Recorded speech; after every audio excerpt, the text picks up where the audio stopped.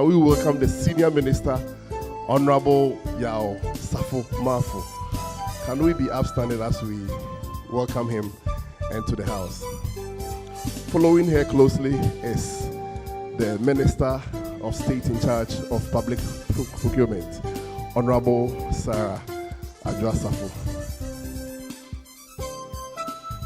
Thank you very much once again, ladies and gentlemen. This is the Asante Hall of Alisa Hotel. And I strongly believe everybody here is aware of the reason for this all-important meeting. And if you want me to give you a reminder, this meeting is supposed to help us live the dream of the President, His Excellency Nana Addo Dankwa Akufo-Addo. You know that it is the belief of the President to ensure that local content, local people are strengthened. And for that matter, there is this law in this local content law that awards 70% of Ghana's contract to local businessmen. And the President believed that we have some marginalized groups in the country, the youth, women, and persons with disability. The President believes that the only way or some of the options he can use to address this gap is to take a discriminatory policy that will help bridge the gap. And the reason is why we are here today. So without much ado, let me call upon our brother Abraham Ablo to come and give us the opening prayer. Shall we welcome Abraham Ablo? Shall we please stand as we pray? Our Heavenly Father, we thank you so much for your love and mercy. We thank you for giving us another day. We thank you for this program as we are here to deliberate on issues that affect our country. We pray that you descend down with your Holy Spirit, guard our thoughts and our minds, that whatever we deliberate here will be for the good and better of this country. Thank you so much in Jesus' name. Amen. Thank you very much, Mr. Ablo Mensah, for such a thought-provoking prayer. Okay, before we proceed, I'd like to invite some important personalities who are also here with us to join us upstage. The PPA board chairman, Professor Douglas, please, if you are here, join us upstage. I'd also like to invite Dr. Agredakon, Senior Research Officer, Political Science Department, who are specialized in policy making, to also join us upstage. I'd like to also invite Dr. Daniel Kwabnatrefo of the Economics Department of the University of Ghana to also join us upstage. I don't have the name here, but I understand the SIPS country director is also here. Please, if you're here, come and join us upstage.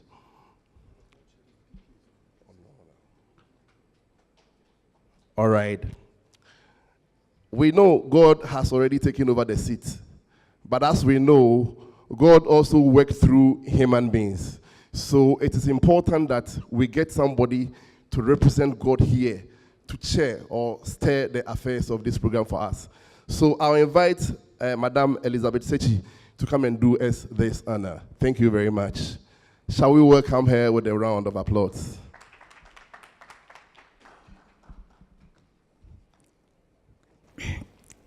I want to welcome all of you once again to today's program. My Honorable Minister, invited guests, all protocols duly observed. I'm very much honored today to stand before all of you to introduce the chairperson for today's program. You will agree with me that a program as this requires a person who is knowledgeable and dynamic and very purpose-driven to sit in the helm of affairs. The Office of the Minister in charge of procurement went through deliberations, and we felt it suitable to have a very special man in Ghana today to do us that honor. We have in the chair a man who is a renowned banker, a consultant and a politician and a statesman. He was an MP 3 times at Achim Oda and has served in various capacities. He's been a Minister for Finance and a Minister for Education and served on various financial institutions and corporate bodies. Please help me welcome our chairperson for today's program, Senior Minister Tia Osafo-Maafo. Welcome, sir. Thank you very much. We may have to give the chairman an opportunity to say whether he has agreed or not. So I'll hand over the microphone to the chairman to give us his response. Mr. Chairman. Thank you, young man. Our distinguished Minister for National Procurement, distinguished ladies and gentlemen, I deem it a big honor to chair this function. Most Ghanaians have underrated the importance of procurement in relation to the national budget. If we do, one subject that should be taught everywhere in this country is procurement. 65% of the total budget of this country is spent on national procurement.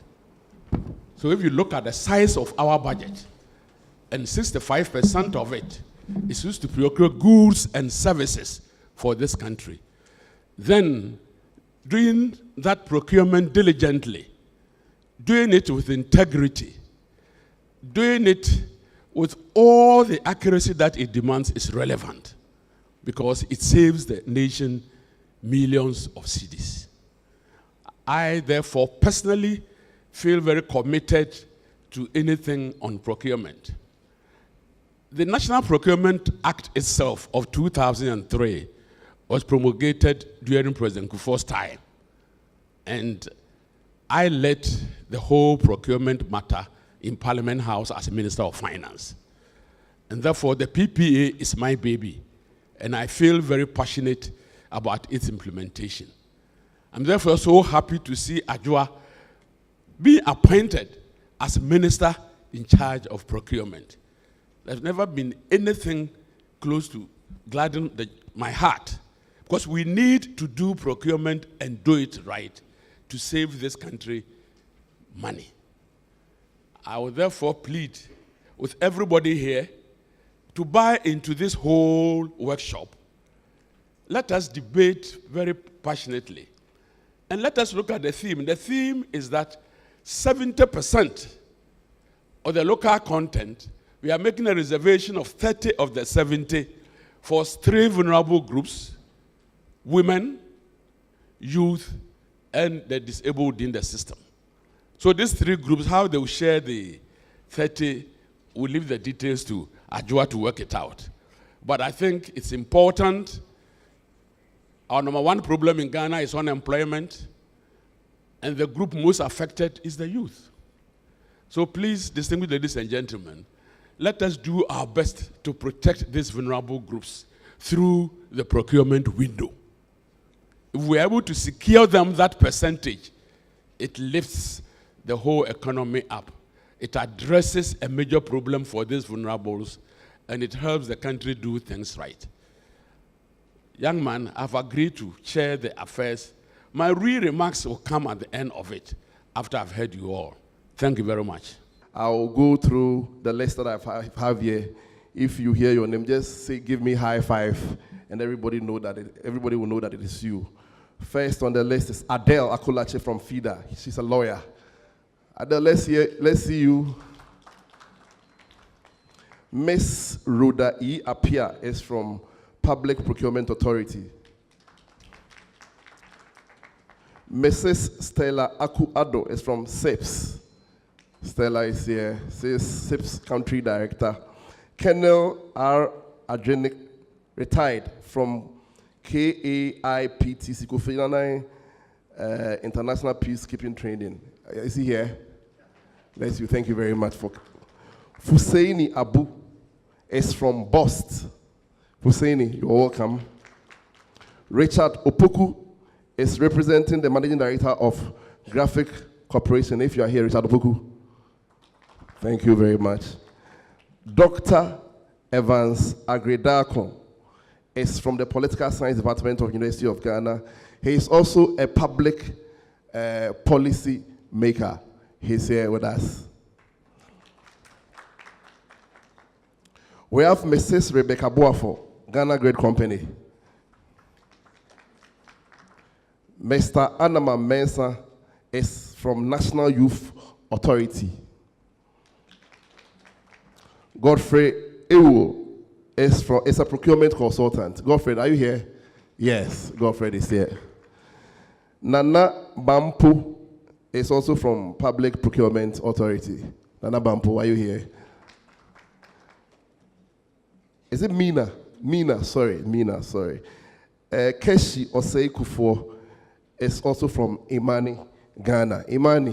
Keshi, nice one. Mary Mensah is from Ghana Journalists Association. Mary Mensah, are you here? Yes. Lai Kati from ECG. Lai. Charles K. Fosu.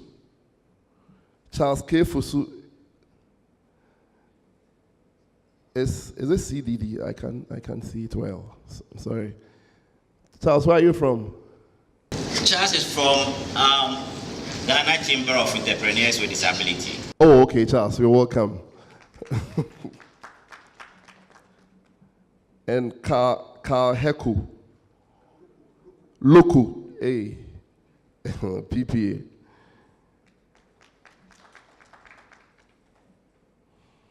Isha. Hey, this name there, it's difficult to pronounce it too. I can't see the handwriting well, but I think she's also from, no, you are the P youth organizer for PNC. Where is he? What's the name? Huh? Isahak. Okay, that's fine. Emmanuel Ohemin is from the media. Kasapa. Koyepo Freeman is from Today. Efua Adote is also from FIDA Ghana. Obey Manu is also a media personality. We have Theophilus Okai, Ministry of Aviation. Thank you very much. Seidu Audu is also from the Ministry of Gender. Is he here? Nice one. Dr. D.K. Trifo is from the University of Ghana Economics Department. He's here. Emmanuel A. Amponsa is also from the University of Ghana. Mariam Dake Vinyari. Okay. Kwabna Mankwa is from the Daily Statesman. Mrs. Leslie Diodu, PPA. Abna Benfo is also from PPA. Asafo Eje is from Gempa. Dr. Kinsley Agome is also from Gempa. Eje Ampofo Emmanuel. Gefek, nice one. Eunice A. Kushiato is also from the Ministry of Youth and Sports.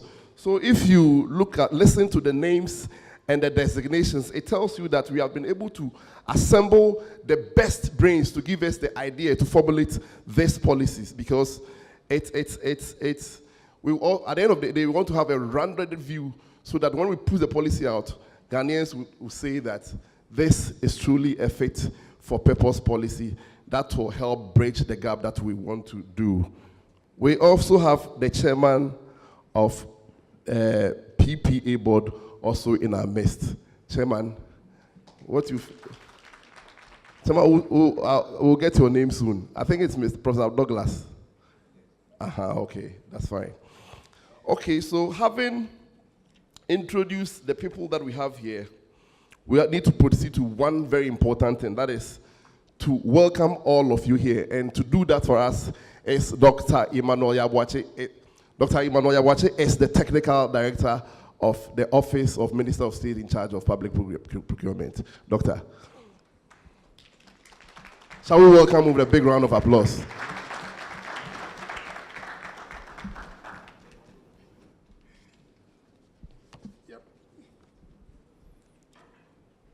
Thank you very much, Honorable MC.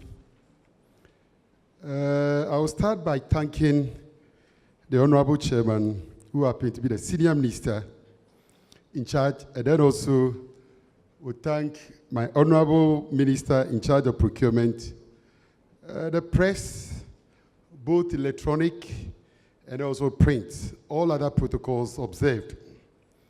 I welcome you all to this important event under the auspices of the Minister of State in charge of public procurement.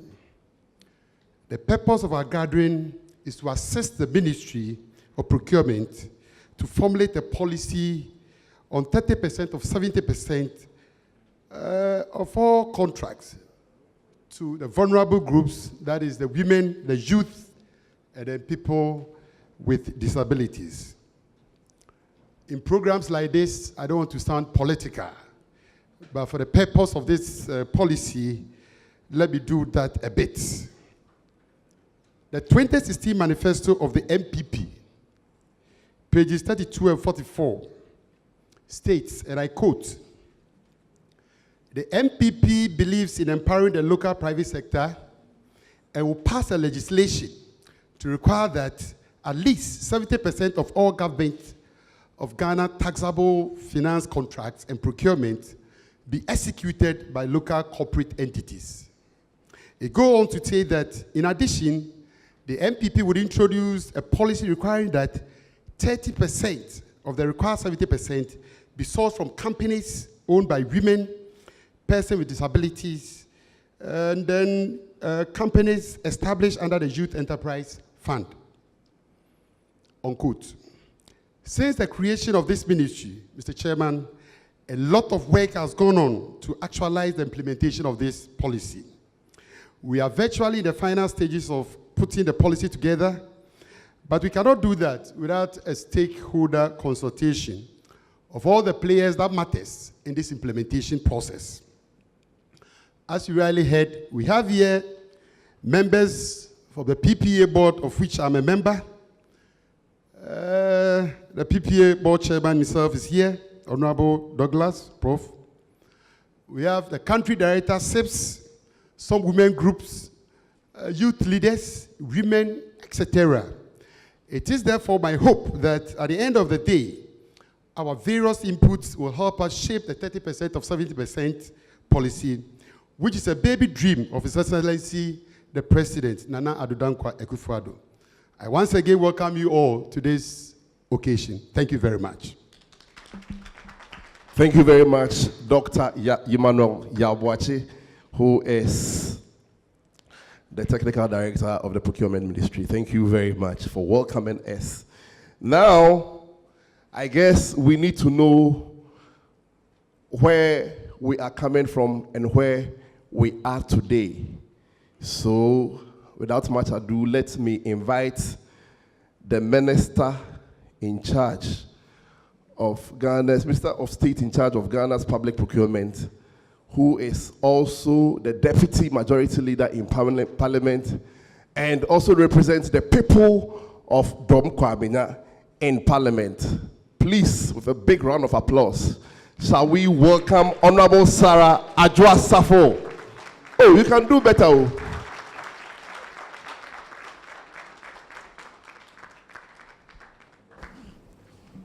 Thank you very much. Director, Public Affairs for the Ministry. Mr. Chair, the Senior Minister, the Chairman of the Public Procurement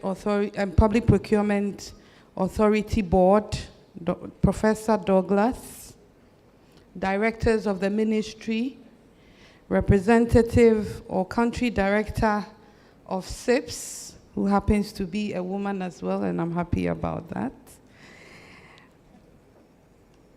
Directors from the Public Procurement Authority hearing gathered, all stakeholders that have been invited this morning, ladies and gentlemen, friends from the media, I warmly welcome you all to this morning's program.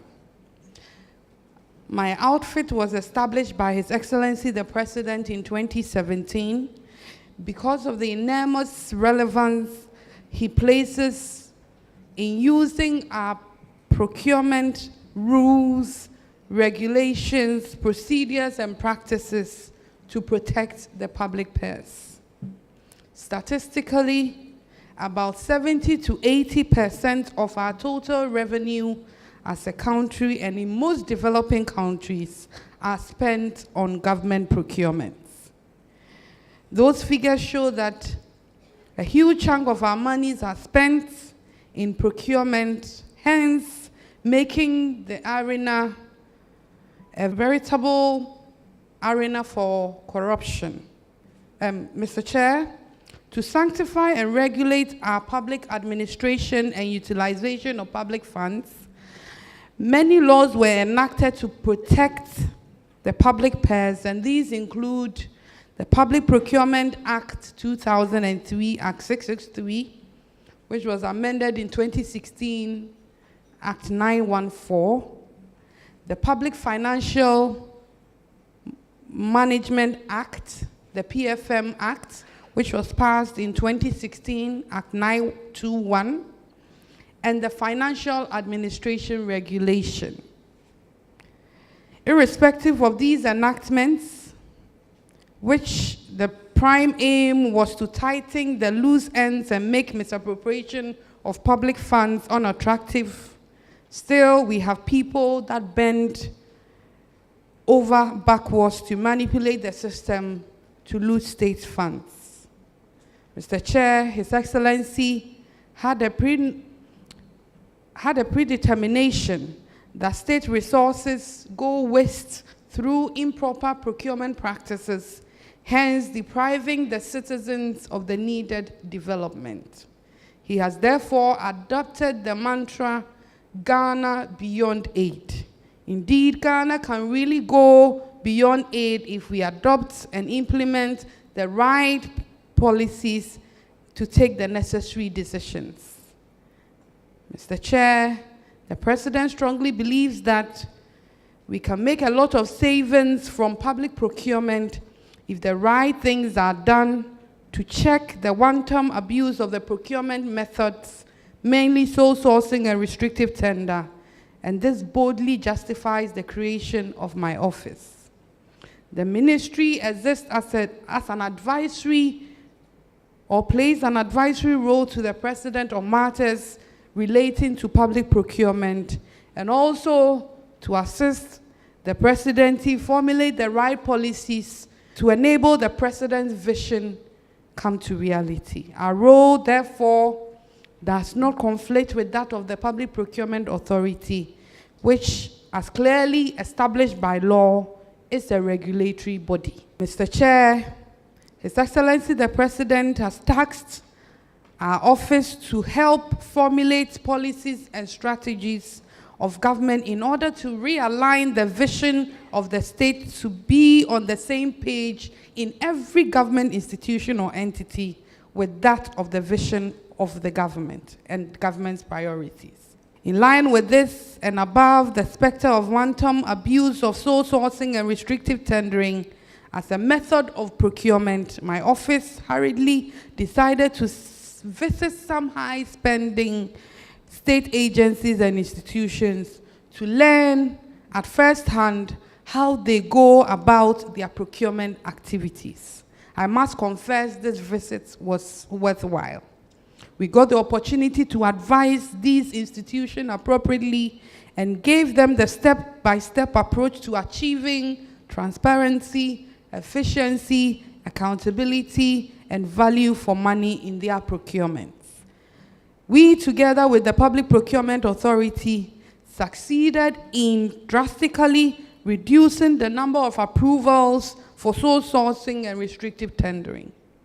This is evident in the State of the Nation's address that was delivered by His Excellency the President last Thursday, and also when he had an encounter with the press.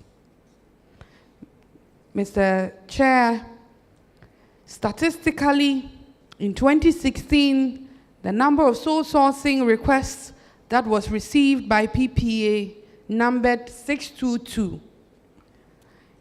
The number that was approved in 2016 was 597, and the number that was rejected was 25.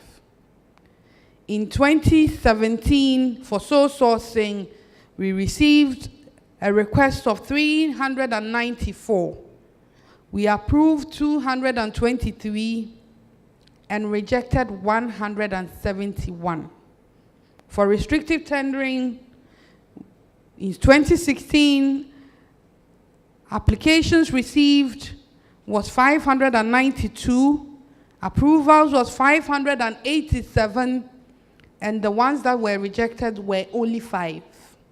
For 2017, for restrictive tendering, we received 346, approved 167, rejected 179, and this, for 2017, our first year in government, we've been able to save this country a whopping sum of 800 million Ghana cedis. Mr. Chair, one of the first decisions that my office took upon assumption was to send a written caveat to all ministries, departments, and agencies to stop the abrogation of contracts and refer all such matters to the office for expert advice.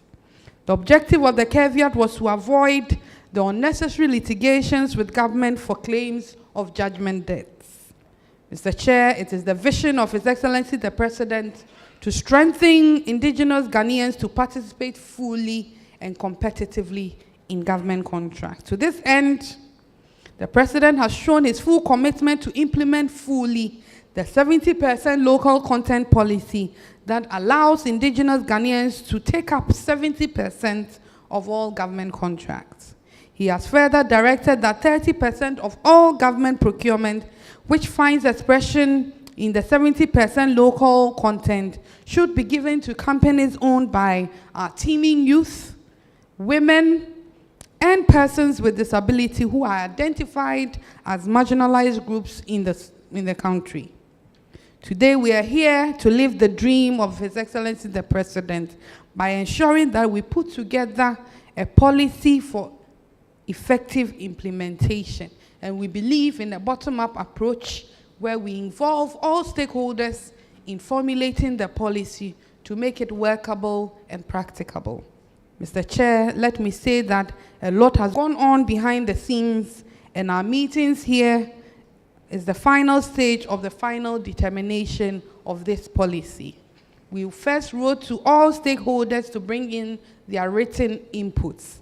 Many of them responded positively. Mr. Chair, we believe this policy is a rounded view from a cross-section of Ghanaians and stakeholders, and that it is the reason why we organized this stakeholder open consultation. I entreat all participants to freely give us your contributions and share your ideas on how best we can come out with a fit-for-all purpose policy. And I thank you all for attending this program. God bless you. God bless Ghana. Thank you. Shall we give it up for her? From all she students, we can confidently and safely say that Mr. President was right when she decided to create a ministry and requested that the minister, Honorable Sarah Joasafu, takes over. You will know that the ministry has not slept at all. And from some of the contributions and interventions from the ministry, one can say that in a year, the nation has been able to save about 800 million. Minister, we are very grateful to you, and thank you very much. Okay, we need to continue. Shall we also recognize the presence of Mr. A.B. Ejay, who is the CUO, Chief Executive Officer of Public Procurement Authority. A big round of applause for him. Okay, we are here with another very important announcement. Like you may have heard from the minister, she said that we are not just beginning the formulation of this policy. It started somewhere. We first wrote to identifiable stakeholders for them to bring their input. Apart from that, we made public announcements inviting public opinion too. So we sat somewhere in a workshop to put all those information together. And I think most of you have a copy of what we have done so far with you. I could see a lot of you perusing through the document that we have been able to together for now. So at this juncture, we will do an overview. We'll do an overview presentation of what we have so far done. And the person to do that for us is once again Dr. Emmanuel Yabuachi, who is also the technical director of the ministry. Shall we welcome him once again with another round of applause? So far, so good. What the minister has rightly said virtually encompasses everything that I'm going to say. Maybe except that in my case, you'll be seeing pictures. Are they pictures or writings? I don't know. Right, let me start. So the policy today, we meet on the stakeholder consultation on policy formulation of 30% of 70% of all government contracts to women, youth, and people with disabilities. What I'll be doing is just to give an outline. I'll talk briefly about the ministry that's introducing the ministry. A lot of you out there now have heard of it, but don't know what exactly we do. So we'll briefly introduce the ministry and then give an overview, a little overview of the policy itself. There's some of the core objectives of the policy, and then finally, I'll end by concluding on the subject matter. So let's go to introduction. The President of Ghana, His Excellency Nana Addo Dankwa Akufo-Addo, by executive instrument 28/2017, established the office of the Minister of Public Procurement. Indeed, it is the first of its kind in the history of our country that such an office or ministry has been created. This justifies the importance that His Excellency places on public procurement. In his view, he considered public procurement as a powerful tool in achieving socioeconomic objectives of this country. Let's go to the mandate of the ministry. That's the core mandate. The core mandate of the ministry is to advise, purposely, mainly to advise, and lead government policy on public procurement and ensure that public entities are on the same wavelength with government with regards to its public procurement agenda. So what's the vision of the ministry? Our mission is to build and sustain efficiency in the procurement system of Ghana in accordance with international best standards and practices. Our mission is to promote and ensure professionalism in the process and procedures of procurement in order to achieve transparency, fairness, efficiency, competition, integrity, and value for money to support national growth and development. So these are the core values, the 8 core values of all procurement. The 8 main values, that is what I call it. That are main values, value for money, which is number 1. It was the first thing that I learned in procurement, value for money. So it always sticks here. There should be fairness, there's competition, the openness, economy, efficiency, transparency, accountability, and ethical standard. These are basics. Now let's go to the main policy statement, the policy itself, and the statement we're proposing. The policy statement is that all public entities, here underlined, all public entities, involved in procurement shall ensure that 30% of 70% of all contracts shall be an integral element of all procurement activities at those entity level. Why this policy? Was there a problem? Why there's a need for such a policy? The stated problem is that you and I know that women, youth, and people with disability are marginalized in terms of award of public contracts, mainly because of their capacity in terms of resources that they have. So that there's a need for a law to protect such vulnerable group. So the need for the law. The president believes that there's a need to formulate a policy that will bridge that gap between the marginalized group, as mentioned, and well-established companies, and also to strengthen these vulnerable groups to make them competitive in our world of government contracts. I always tell people that sometimes you go to church and the pastor will preach and tell you, believe in Jesus Christ and your life will not be the same. Those of us in procurement, we think that just get one government contract and your life will change the next day. Your life will never be the same. So the importance of the policy or the advantages of the policy, it's expected that when the policy is put in place, it will help empower and strengthen the youth to create jobs and help to resolve part of the youth unemployment situation in this country. Again, it will help women and people with disability to contribute meaningfully to the development of this country. Here, for any policy, the main objective is clear.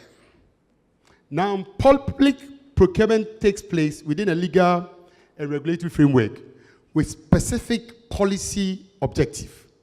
These objectives may be enshrined in national constitution, national legislation, or government and agency regulation or policy statement, which of course is going to be our case. These objectives help to shape face of procurement in all the processes. The primary objective of this policy is to strengthen women, again, youth and people with disability in developing their businesses and make them competitive in the socio-economic development of our country. The other objectives that are associated with the policy and the main other objectives include to be able to achieve 30% or 70% of public contracts to the targeted group, and then to ensure even distribution of government contracts to all, and then to be able to provide sustainable empowerment. Now, procurement, in a way, have been shifted to sustainability. So we need to do a sustainable empowerment to these target groups. And then finally, to create employment opportunity to the target group. These are some of the additional benefits or objectives of the policy.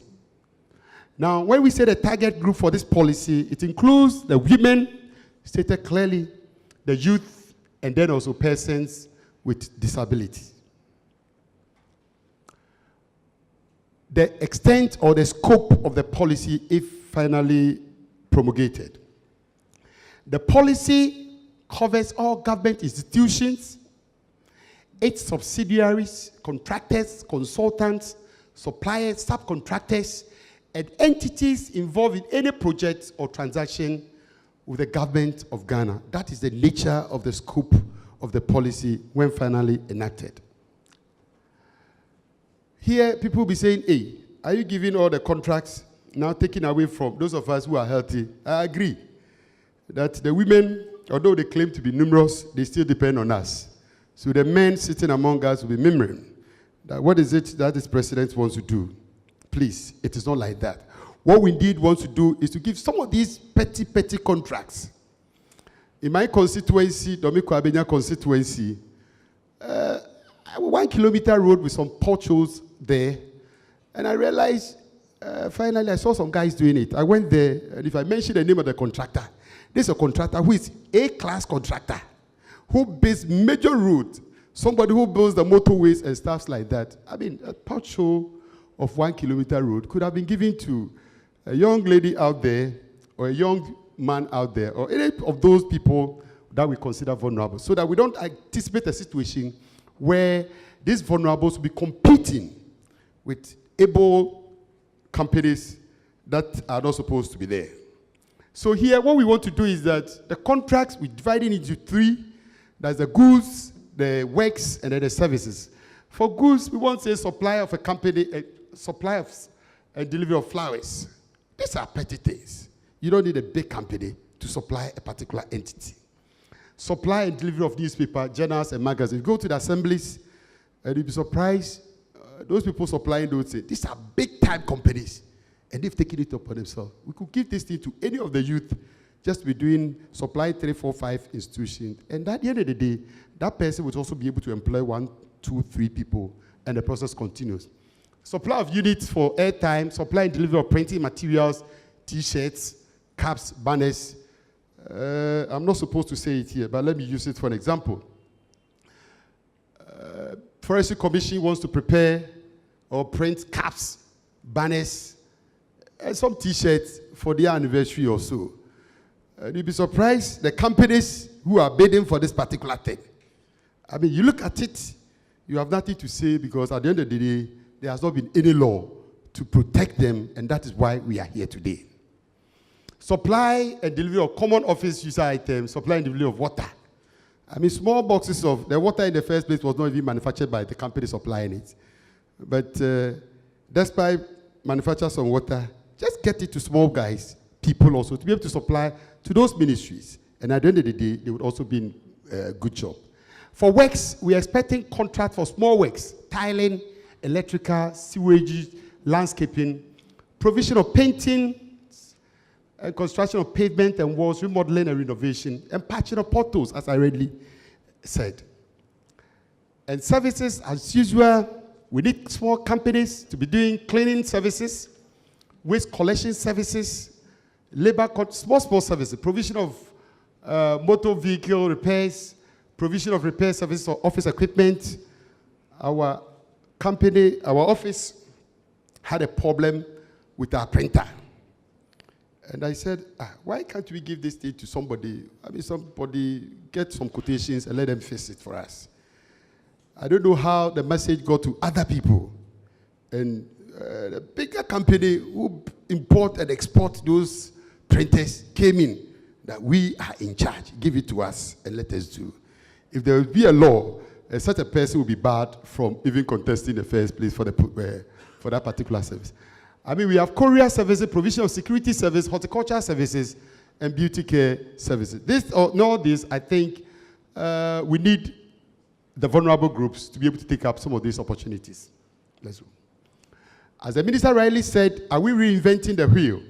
Or is it a case that this thing is being done elsewhere?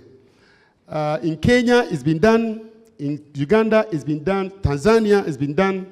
The 30% or 70%. I understand in Zimbabwe, and also in South Africa, also in the process like we trying to do. I'll be most grateful if Ghana is able to do it first. I hear Ghana is the gateway to, is it Africa or West Africa? Africa is too big. You can use different doors. But West Africa, So let's start. So Ghana will be the first to do. Again, as the minister rightly said, a lot of work has gone into these things. Written to various or identify stakeholders for their input. I must admit, some of the people, the input that they brought, perfect. They were giving various ideas. Other input also, you look at it, and the consultants and the people that assembled to put this thing together, they will say, hey, we are not at war with anybody, so let's put it as it is.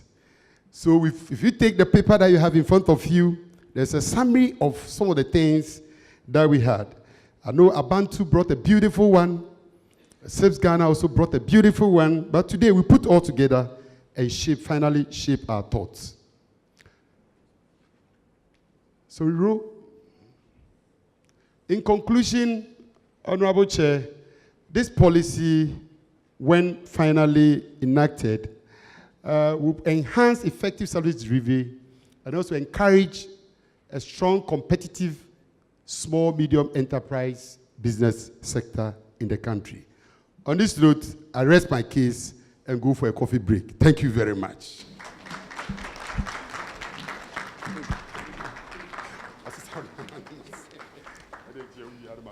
I'll continue to introduce new members into the House, but just before we do that, I'll call upon Dr. ABA Ejay, who is the Chief Executive Officer of the Public Procurement Authority, to come and tell us what his views are on what we have been able to do so far. Doctor. Mr. Okay. Thank you very much, Mr. Chairman, and honorable guests. What can I say? To see the birth of a policy of the 70%, 30%, which from the day the Honorable Minister was nominated, that was the message she sent across right from Parliament when she was being vetted. And therefore, today, for us to see her launch this policy tells us she is up to the task. Honorable Minister, thank you very much. From PPA point of view, there's something that I observed from the summary, and I'll plead that it be amended as the comments regarding the presentation made by PPA. I would have thought that it would be most appropriate to say that you're collaborating with PPA on these comments. The reason is that at the time that we were prevailed to give comments, we were looking essentially at the legal framework. And we wanted to see how, if the legal framework is properly dealt with, then of course, all the others. When I was reading some of the detailed comments, they are not different from what PPA can help to provide. So with regards to the detail of the modalities within which and the parameters within which this policy should work, I believe there is still a lot of contribution that you can obtain from PPA.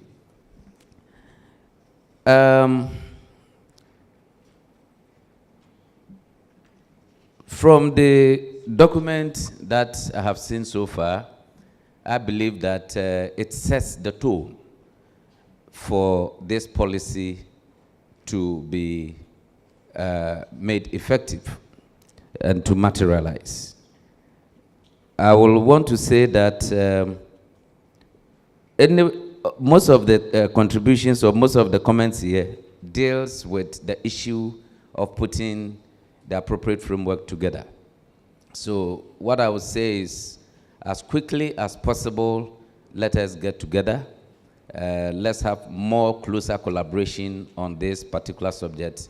There is no way of going back. There's nobody or no situation that can revert that which has started. And so we want to lend our contribution and our support fully to this cause. And my appeal to the ministry is that please, let's get to work, because there are a couple of issues that we need to do quickly to see the effective implementation come sooner than later. Thank you very much. Thank you very much, Dr. A.B. Ejay, CEO, Public Procurement Authority. I'll call on Dr.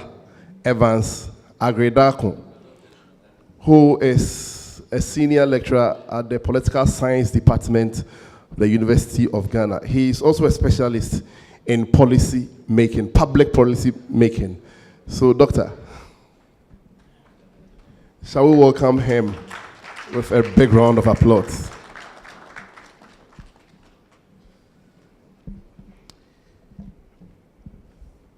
Thank you very much, MC. A senior minister, I remember we used to listen to you in E9, if you know, top of the bookshop of University of Ghana when we were students. Honorable Minister for Public Procurement, my colleague, Legon Hall guy, Dr. Daniel Chofo, other members on the podium, on the high table, other academics, journalists, practitioners, lawyers, fellow Ghanaians. I was wondering what comments I have to make, whether to comment on the document or to make a general comment. But I will do something. Once I've been called, I will do something before I die. Ladies and gentlemen, governments exist for their people, fundamentally. If a government cannot take care of its people, it's a useless government. And so fundamentally, policies ought to be made. And I have argued that since God issued that order, let there be light, and there was light, no such order has been issued. So a lot of the things that we'll do, we'll have to take them through the public bureaucracy, policies and processes and so on and so forth. So you recognize that within the state, policies shape imperceptibly into lawmaking. And that is why when we talk of parliament, we talk of lawmaking, we talk of policy making. The two are inextricably intertwined in that regard. As we have already heard, procurement is huge. But society must also respond to the needs and aspirations of its people. All. And that is why we talk about inclusiveness. Even in elections, we talk of inclusiveness. So those who have the capacity think that they can occupy all the space, we have a problem. And that is why I think that this policy is well-intentioned, because it is a responsibility of a government to attend to all the segments of society, fundamentally. So I will limit my discussions, as I said, to general comments, and then when we come to the specifics, we can then comment on the document as we have here, because we have some comment. At the end of the day, we need to fine-tune this policy so we can stand the test of time, isn't it? Ladies and gentlemen, reforms are always necessary. That's why constitutions ought to be living documents. Laws ought to serve the interests of society. So if from time to time we find the laws deficient, why not? What stops us to coming back and saying that we need to reform the processes? But there is some snag. There's a difficulty. The difficulty is that if you look at reforms, all we say is that it is any artificial inducement against resistance. What I'm inferring, Honorable Minister, is that anytime you want to reform a system, people will resist. So when people resist me, it's normal, because resistance is inherent in the very definition of reforms. Artificial inducement against resistance. So as we go through the processes, bear in mind that those who are not going to be favored by the new policy will resist. Those who benefit from the status quo will resist. And so it is incumbent upon us to look at something that will really address the problems of society, deal with all the things that we need to deal with. Major difficulties. Is this going to be another talk shop or talking shop? Or the consultations, ladies and gentlemen, will feed into the overall policy that we are going to undertake. And if it will feed into the policy, to what extent are we going to implement the policies? Because one major problem with policy making on the continent, in Ghana in particular, is the fact that we go through what I refer to as implementation nightmares. How do we exercise this nightmarish experience so that the policies indeed will achieve the purposes for which they have been targeted? When we come back, we will talk about the naming, it's the name itself. We'll look at some issues of synergy between this policy and perhaps the local content, policy that we have in place, and see whether there will be issues of monitoring among others, the capacity that we need to build with these actors so they can take advantage of the opportunities that exist. Because opportunities will meet you at a point where you are prepared. If they say bring certificate and you have no certificate, what do? So the opportunity is there, but you don't have the capacity to assess that. To what extent that you and I, as Ghanaians, will not behave like demons and front for others and undermine the system in the processes. We also, in the crafting processes, we must look out for areas where ambiguities will be seriously avoided, so that it doesn't give room for people to use those ambiguities to milk the society dry. And as a political scientist, I cannot end by quoting John Locke, who says that where the law ends is where tyranny begins. So in the process, we should be interested that we are not going to give too much discretionary powers to public officials, because discretionary powers, as we know, have always been what? Been abused. So, ladies and gentlemen, thank you very much, but you should know that this consultation is important because it satisfies a major ingredient in the policy-making processes. And I believe that when you have assembled the key stakeholders and they've made contribution towards the policy-making processes, they will not preside over the demise of that policy. Implementation becomes easier, and then these people at the same time become sympathetic evaluators of the policy. Thank you very much for the opportunity. Thank you very much, Dr. Evans Agredako, University of Ghana Political Science Department. I will now want to call upon Professor Douglas Boateng, who is the chairman of the board of Public Procurement Authority. 3 minutes. This one I have to insist, 3 minutes. Thank you. Thank you. Good morning, colleagues. Good morning, Honorable Senior Minister, Honorable Minister for Procurement, my distinguished colleagues. I welcome you to this august occasion. I am indeed honored to be here and very excited about this initiative. For me, quite a few know me. I'm not apologetic about the empowerment of women and the youth and people who are physically challenged. I don't like to use the word disabled because obviously it says a disadvantage. They are just physically challenged and they can also obviously contribute to society. You know, when His Excellency the President made this announcement of the appointment of Honorable Madam Adwoa Safo, I wondered. And then it dawned on me that he was thinking about the future. You know, Madam Adwoa Safo is one of the youngest ever ministers on the continent, to hold 2 portfolios, very challenging ones, and also to be appointed Minister for Public Sector Procurement. So we need to applaud His Excellency for making this appointment. You know, I've done a lot of presentations around the world in terms of procurement, and for me, Africans, we just buy. Same with Ghanaians. You know, we talk about GDP growth. This year we are going to achieve just under 8%. But the reality is, what is it driven by? And can the people eat GDP growth? No. There has to be value addition locally, and we have to empower our people. Ghana is certainly not poor. There is poverty. There's a certain difference. Poverty has been created by us because of our buying habits. While the rest of the world is buying to industrialize, we just buy for short-term gain. For me, even if, Honorable Minister, we are able to achieve 10% of that 30%, there will be a lot of difference to the youth in our country. I am driven by the future of the African generation. Hence, I spend my time. We don't understand what procurement and its impact is. Anytime we go to the shops, we just buy. We don't look at where is it from. And I see that we go to the point where we are even importing toothpick, and it's in government departments. Now, if you import toothpick, how are you going to employ the youth? We are sitting with a ticking time bomb, and unless we do something about how we buy, we are not going to empower our own children. We are all guilty.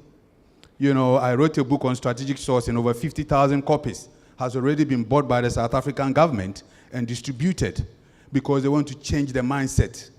Not just the government departments, but also the individuals within society. I know, I make this joke every time I'm around. The underwear that you are wearing, do you know where it's coming from? Assuming those that wear underwear, I apologize. We don't even know where underwear is coming from. How do we empower our own people? When the shoes and the socks, we're talking about flowers. Where is the flowers coming from? Kenya. But we can also grow it here. We have to find a way of doing what is called strategic sourcing. Women are the key. If we empower women, our society will change. If we empower women, we are building wealth for the future.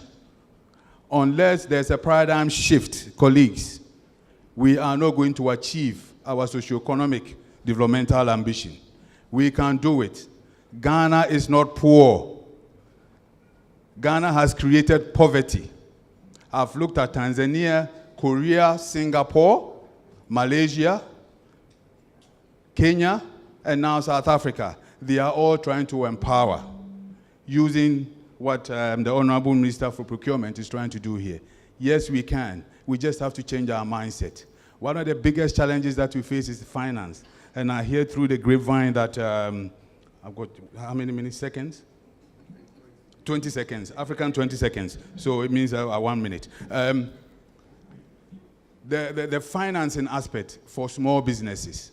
And I hear through the grapevine that things are going to change. There might be a developmental bank, which for me will be very positive. Because if they don't have the financing, it's going to be a problem. I'm also hoping that there are quite a few procurement professionals in our group that would also be prepared for women groups, the youth, when they apply and tender.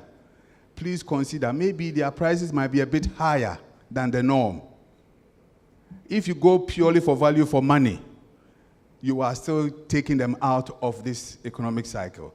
You have to prepare for them to pay a bit more. Eventually, it levels itself out with economies of scale. I also believe that we need to encourage them to go into more of the industrialization, manufacturing, you know, not just this short-term supply of pens and papers and so forth. We need to push the youth and the women into manufacturing and also into the infrastructure upgrades. I don't see why a women group cannot come together and be given the contract to paint all the schools. Why shouldn't it be a woman doing that? Painting is not a big deal. That is empowerment for me. So I'm glad that, Honorable Minister, I stayed to attend your seminar, and let's look forward.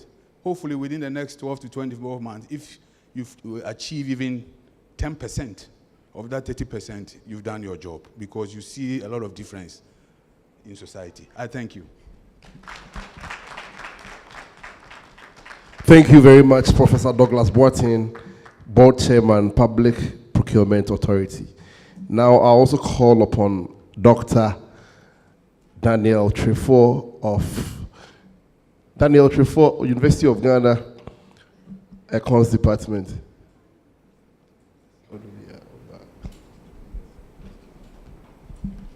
Thank you very much, Mr. MC. Honorable Senior Minister, Mr. Yasaf Mafu, my own MP, Honorable Ajosafum, I must say that I'm very happy to see this policy coming into fruition a few, let's say, months that the President talked about it. What is good is that we all know today trying to, push women is helping the nation to develop, all right? If you look at all these institutions where women are being pushed in, we've seen so many development in that direction. I am not going to, talk about what the others have already mentioned, because many of the things that I had in my mind, they've been captured in one way or the other in here.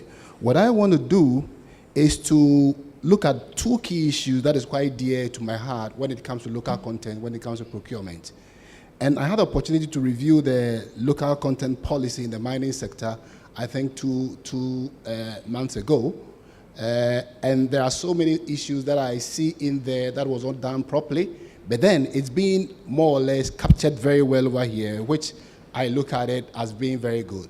What is local content? Local content is value addition, nothing more than value addition. So these are the two key comments that I have on the document itself. The first one is about the preamble.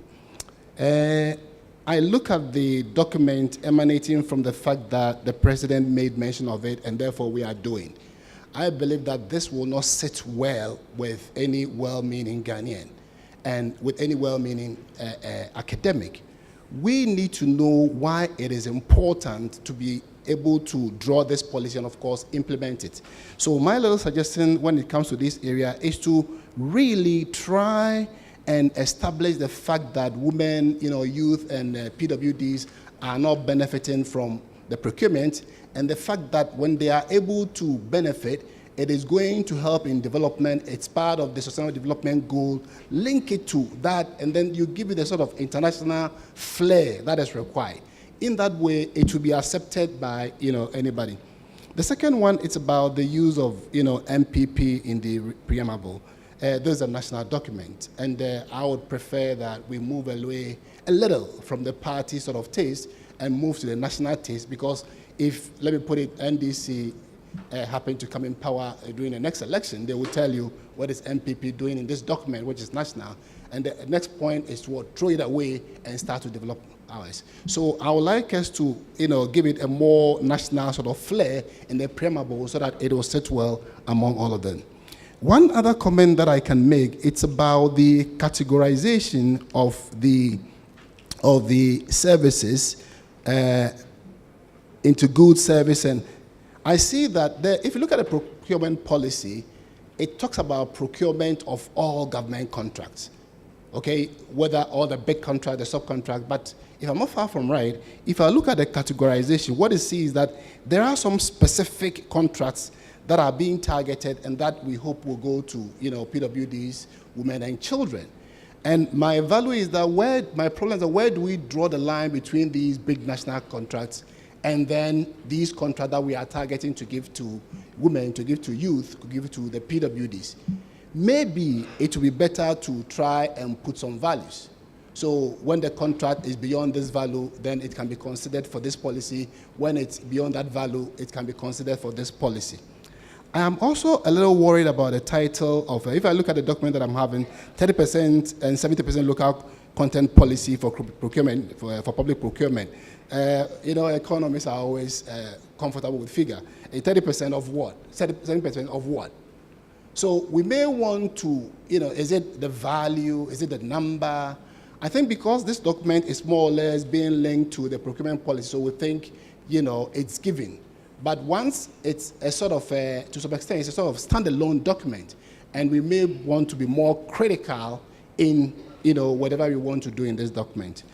In a nutshell, I think we are in the right direction as a country if we are able to, move beyond the implementation, as my colleague said, and more look at, formulation, implementation, and more importantly, monitoring to make sure that whatever we said is there. We are saying, we know that, for example, the 70% is not a fixed figure. It may vary. How do we make sure that the 10% also vary in line with all of these things? We may want to have a very good quantitative sort of measure to be able to track these ones. I think the nitty-gritties we are going to discuss is in the special sessions when we meet. Thank you very much.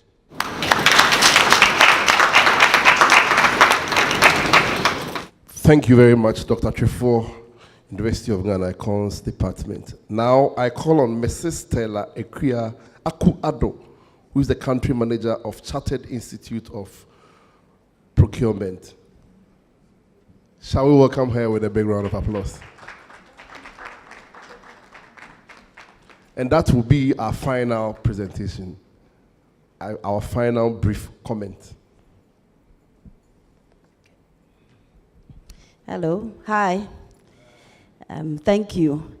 Isn't it very interesting that this whole thing is about women and youth, and then the women are put at the last part? Is it not very interesting? So for me, I think the mindset is my first comment. That if we really want to do something to empower women, the youth, and the physically challenged, I think we have to really show it in even our action. So I hope that the rest of the program will take note of that. And let us feel that we are really here to empower the youth, the women, and the physically challenged. I would have even also have expected that you would have called one of the physically challenged to also come and give their comments. And then that would really show that we are really here to do something for them. I think most of the speakers have spoken about most of the things that I wanted to speak about. So I wouldn't bore you too much. My concern is that at the end of the day, let me just even recommend the president for this laudable policy that he's embarking on. I also want to commend our beautiful Minister for Public Procurement. And I always love when women are in the seat. Recently, we all heard that I think Ellen Sirleaf has been given an award. When women take the seat, things change. We shake and we move things. So I'm very, very privileged and happy that a woman is leading such a policy. And like the men said, it's not just drawing the policy, but we should be sure and take very good attention at implementation and monitoring, which is something that most policies we fail to do. After the policy has come into place, we don't put into place things that will really make sure that the implementation takes place.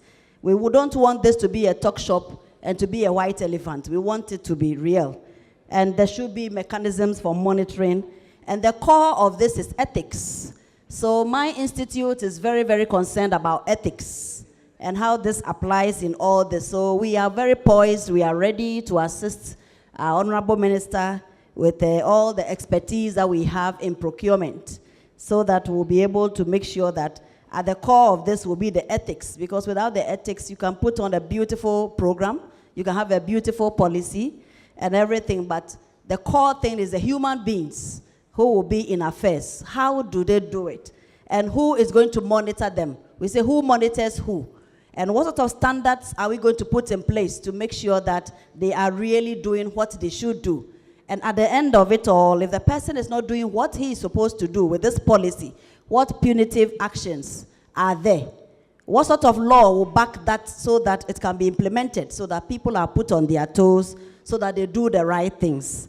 I think those are the core things. SIPs already, if you see this paper, have given our comments, and when we go into the section, a few others that we have, we will also make it available. But I think these are very core. And as our first speaker said, if the government is targeting this group, it's very, very necessary, because it's not only the able who are able to do things.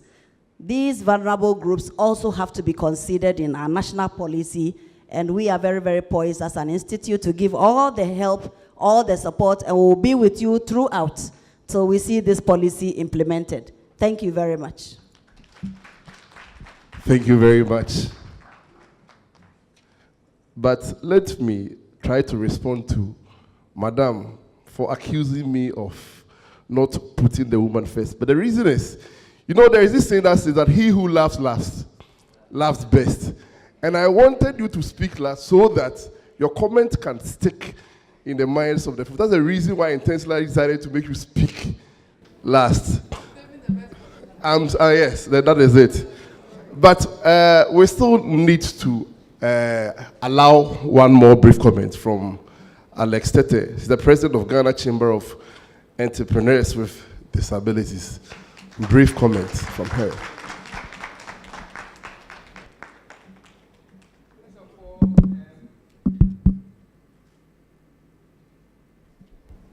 First of all, Dr. Boateng mentioned physically challenged. They are not disabled, but physically challenged. The reason why we prefer disability is that we would be able to create the necessary attention so that policymakers will provide, make provisions for us. The fact is that everybody is physically challenged.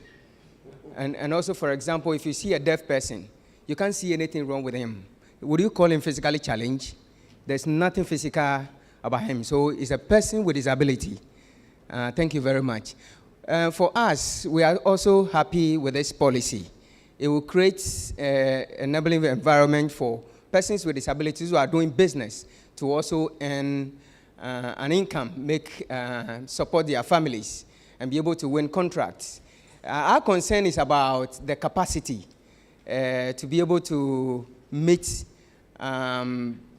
contracts. So we would need training, we would need financial support to be able to bid, because when you are bidding, and also you are giving contract to supply, you need funds to do the supply. Most of our people also don't have access to information, and that will be our challenge. And so I'm sure we'll go into group discussion and we'll be able to contribute more. Thank you very much. Thank you very much, Alex. Thank you very much. Now, we can now break for some coffee and some stretch-ups so that when we are back, we now go into groups. We'll do the group discussions. We invited some members of youth of some political parties. We will allow them to also give us some brief comment, and then the main presentation we'll do. When we are back from the coffee break, we are going into groups for only 20 minutes, and we'll come and do a presentation from that. Each group can pick or select anybody to be doing the right, and the group leader who will eventually come and do the presentation for us. Thank you very much. Now we can do our coffee break.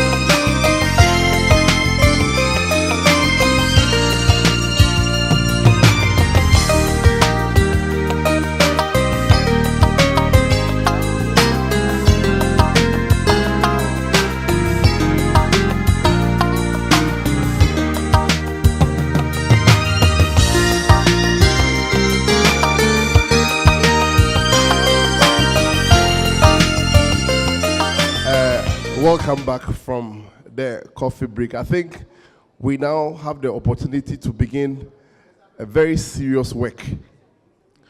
A very serious work now. What we are going to do is that we are going to put into 4 groups, and each group will elect his or own leader, and then we will give you 20 minutes, 20 minutes to bring your views, suggestions over everything that you have heard here. And then after the 20 minutes, we'll allow you to do a presentation. Then the chairman will give his final closing remarks. Groups of 4, and then we'll do the deliberations.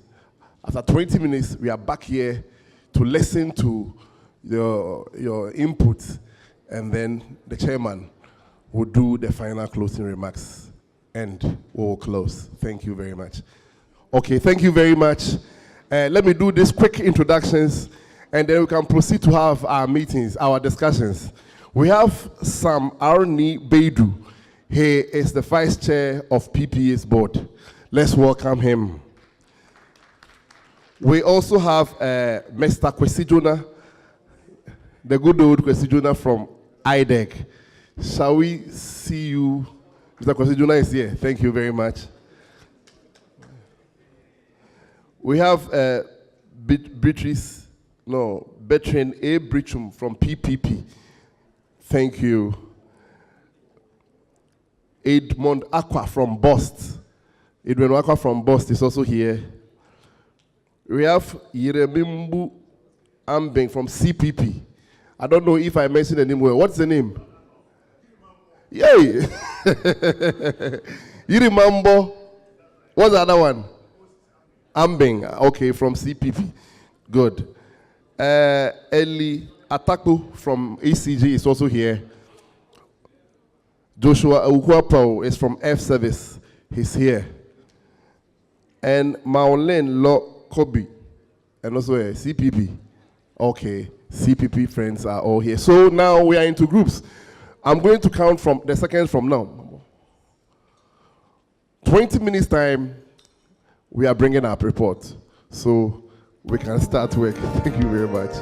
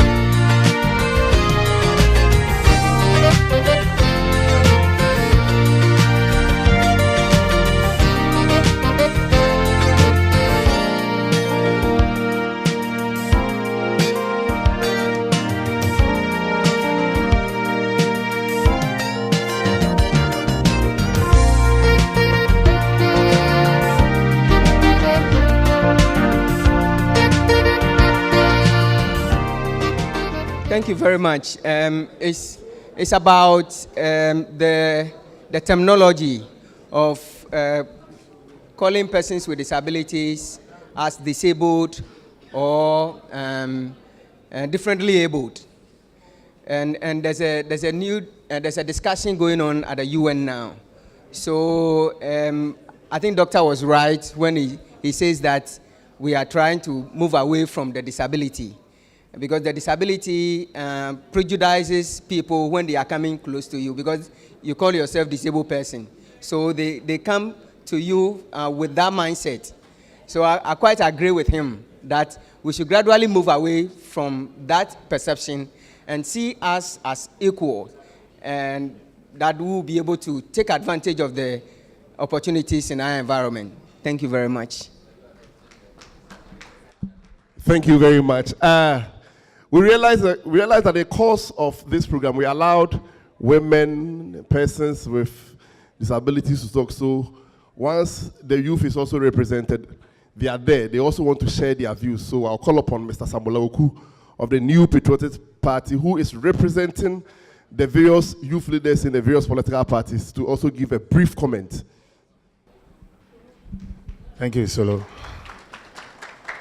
The Honorable Senior Minister, our Honorable Minister for Public Procurement, and then the PPA boss, distinguished personalities on the high table, and an uncle I haven't seen in a long time, and my former lecturer. Good afternoon. First of all, we want to say a big thank you to government for this bold initiative. We, the youth organizers, and I'm speaking on behalf of my colleagues from the opposition parties as well, we've been talking about this issue, and we've met on it somewhere last week or so to also brainstorm on this policy of government. And it's a major intervention because it's going to move the Ghanaian youth from being tenderpreneurs to entrepreneurs. Because first, we're only partaking in the tender, and then you will never get caught. But at least with this major intervention, we believe that it will go a long way to also help us. But we have some few suggestions based on the documents that they gave us. For instance, we would also advise that when this whole policy is adopted and implemented, or when it's adopted, the Ministry for Public Procurement and the PPA can have a major capacity building or training for all heads of public procurement. Because you are talking about applying sanctions when you read the document. But if the people also are not properly schooled on it, it makes it very difficult for you to also apply those sanctions. Again, we also advise that on yearly basis, if you can have a procurement audit, so that you can also check from the various MMDAs whether this policy was adhered to. Because of the busy schedules of most of the heads of these MMDAs, the ministers and the DCs and the CEOs, they may not have the time to always follow as to whether this policy was properly adhered to. So if you can have a procurement audit on yearly basis, it's also going to serve as a major boost to this policy. Honorable Senior Minister and Madam Minister for Public Procurement, if you also check page 6, the appendix 8.0, you talk about funding and trust fund. Our thinking is that that's on behalf of the national youth organizers of the major political parties. Our thinking is that this might be very difficult to implement. We are saying this in all humility because if you check currently, government has other funding options for youth and startups. MASLOC, NEIP, and other SIC savings and loans and all. So if government is also going to be burdened with setting up another funding or trust fund for youth, women, and PWDs, it's going to be very difficult, and it may not find expression on the ground. Our suggestion will be that if the Ministry for Public Procurement can link up with these agencies of state that provides that kind of funding for startups, i.e. MASLOC, NEIP, and the rest, when the person gets that contract from a ministry, a department, or agency, at least that agency of state can act as a guarantor, be it that MASLOC, NEIP, and the rest, and provide them with some form of funding, knowing very well that when payment is done, the person goes back to them. So our thinking is that the funding and trust fund will be very difficult to implement, unless there's a bigger strategy to have it implemented. Again, let me take you back to page 5. Services and works. We are extremely grateful that we have found favor in the eyes of government for us in the youth, women, and PWDs. Our addition will be that if you check under the works, you have contract for small works, styling, electrical, sewage, landscaping, provision of painting works, construction of pavements and sidewalks, remodeling and renovations, patching of potholes, and also desilting. We will be happy if you can add desilting of the drainage and the gutters and all that. Because many a time, if you go to these urban roads and the highways, they end up giving that contract to the big men in the communities, but the youth will obviously implement it. And you don't require a lot of documentation to even get a desilting work to do. We think that these are our suggestions for now. We are extremely grateful, and we do hope that this can also move the youth from the shackles of poverty to also be able to contribute effectively. Thank you. Thank you very much, Mr. Samuel Oku. Boys Abre, the youth commander. Okay, so finally, I'd also want Honorable Hajia Ladi, ranking member of the Committee of Gender in Parliament, to also make a brief comment, and then the group discussions will set on. Thank you very much, Senior Minister, Minister for Procurement, senior members on the high table, my colleague MPs, my dear brothers and sisters, the media. I appreciate the fact that I have been given the opportunity to say a word or two.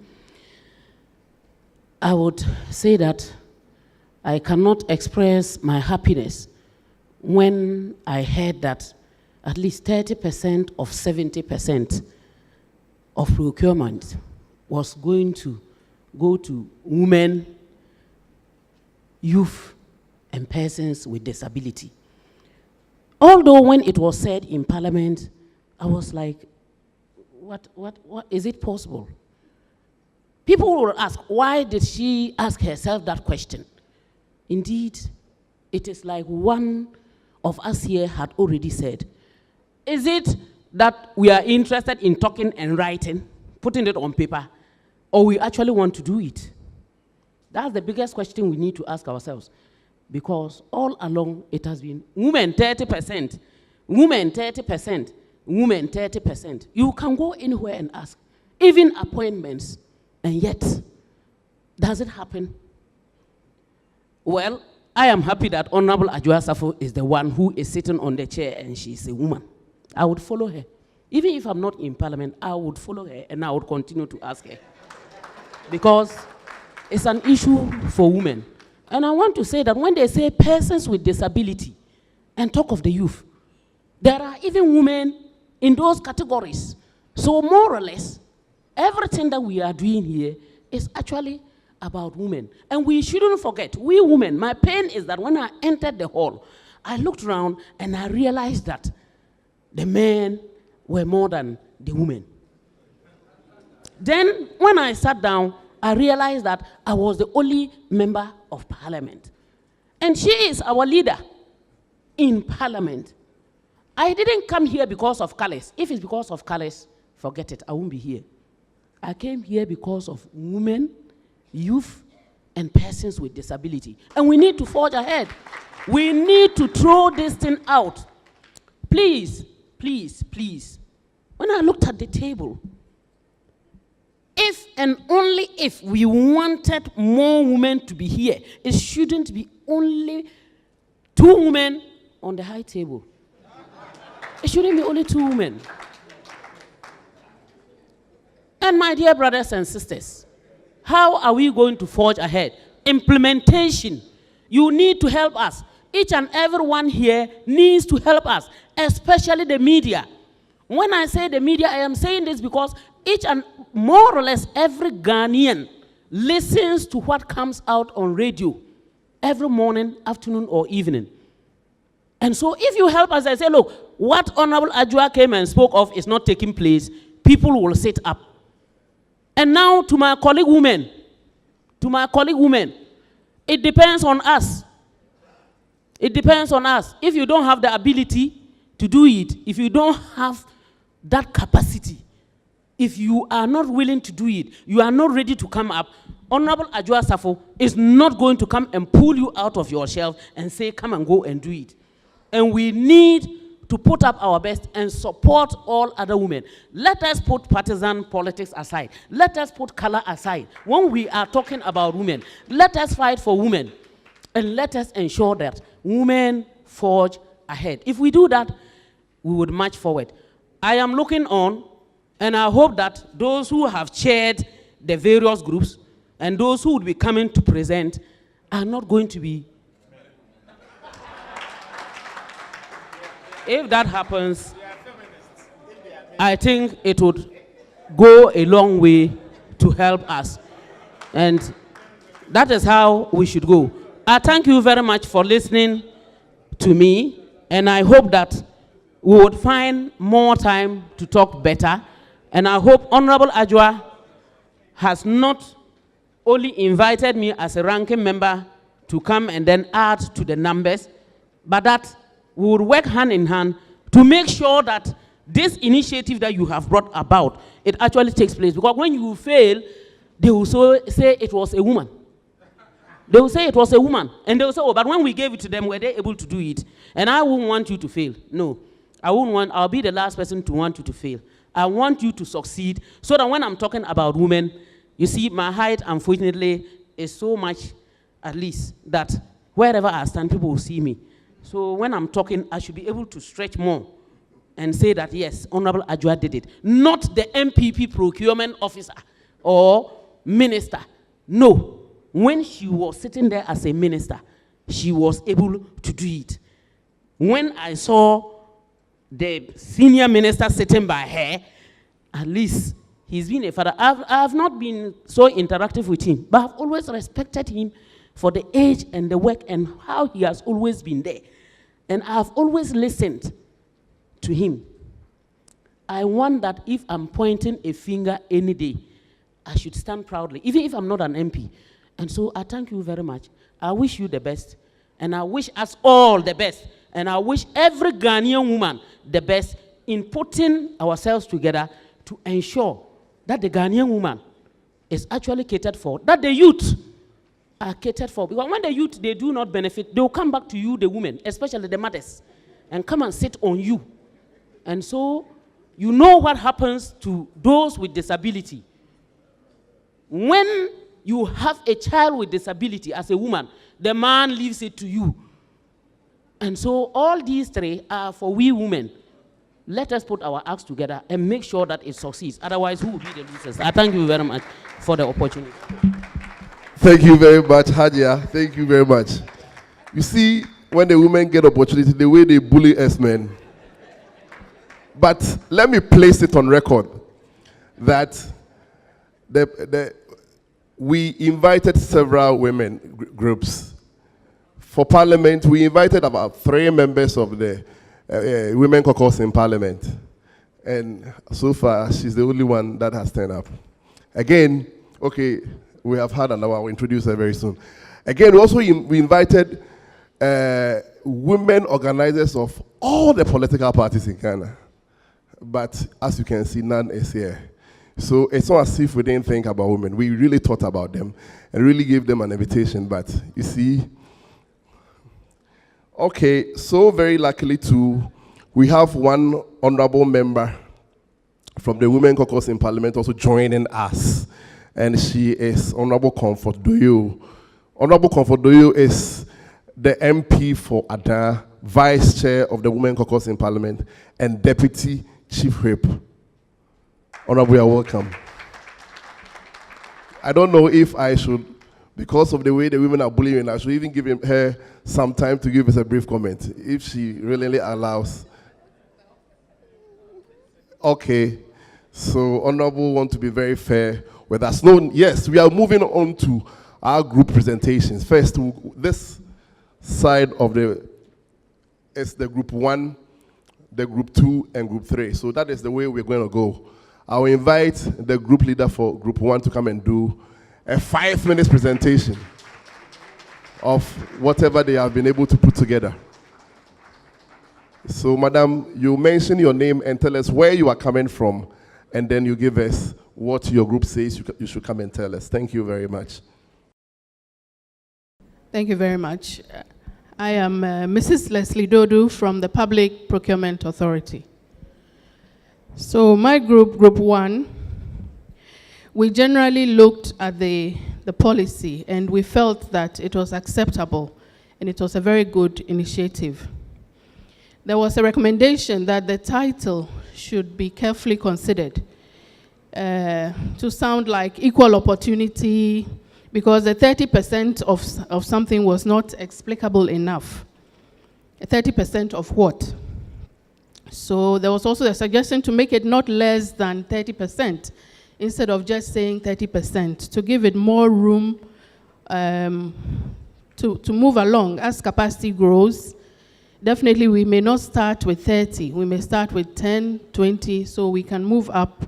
And when we hit the 30% mark, we can amend the law to move higher. So there's a suggestion that we should talk of not less than 30% instead of just 30%. There was also the issue of capacity building, that adequate capacity must be worked into the policy. There should be monitoring and the issuance of annual reports which show compliance with the policy, whether the groups that got into the policy, the quantum, whether they were able to meet the standards set, and how they performed policy-wise. And then we also looked at the extent of empowerment. Some felt that a quota of people should form the majority of the group that was getting the contract and actually implementing the contract, so that we didn't end up with a situation where a woman got the contract but men ended up executing the contract. So it was very important to categorize in a way that those who will be executing the contract are actually the marginalized groups who are executing and benefiting. And then we had, there were a few complaints about the document, the policy, that it was not circulated widely or early enough for people to digest and think through before coming. So we had a few comments that if we had received it earlier, we could have come up with better informed arguments or suggestions. And some of the ladies felt that sectioning into areas was discriminatory. They felt that why had small works been outlined for women, that women could also participate in large works. There was a bit of explaining, so we hope that this will be considered. Now, there was also the issue of ensuring that it is the marginalized groups that actually get to undertake and implement the works. I think I've said that. We raised the matter of funding and the issue of distribution of the percentage, the kind of supervisory measures that will be put in place for all the agencies involved in procurement to ensure proper implementation of this policy. Now, on the issue of percentages, it was quite interesting. Some suggested 10% per group, women, disabled, and the youth, whilst others pushed strongly that women cut across all these groups, and therefore women should get 20%. Since women form 51% of the population, so women want 20% of this distribution. 5 to 8% can go to the youth, which include women, and then 5% can go to disabled, which also include women.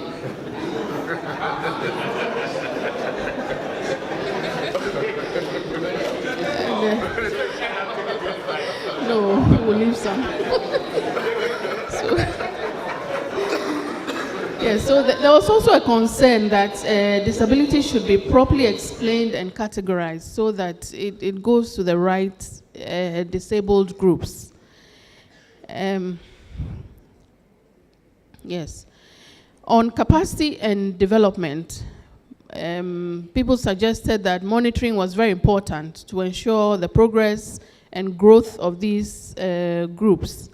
There had to be monitoring, investigations, and compliance to ensure that the policy works. There was also the issue of accessibility and wide circulation of the policy once it it becomes effective, because people may not know about it and therefore may not be able to access it.